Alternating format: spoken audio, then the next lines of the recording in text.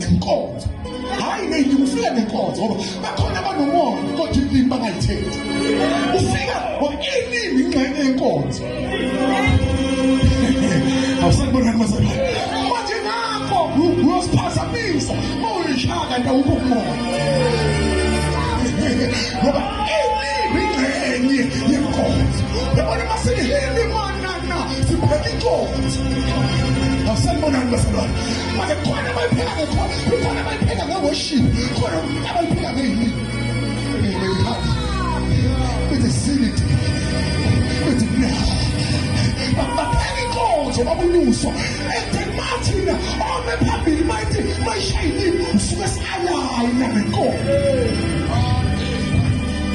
nisekhona basebenzi litwasha wafika mthandazo simelwe umthandazo simelwe umthandazo simelwe umthandazo simelwe umthandazo simelwe umthandazo yasithanda umthandazo ekungalungi ekhaya umthandazo umthandazo bekuthabatha umthandazo umthandazo behleba umthandazo ngoba simelwe umthandazo simelwe umthandazo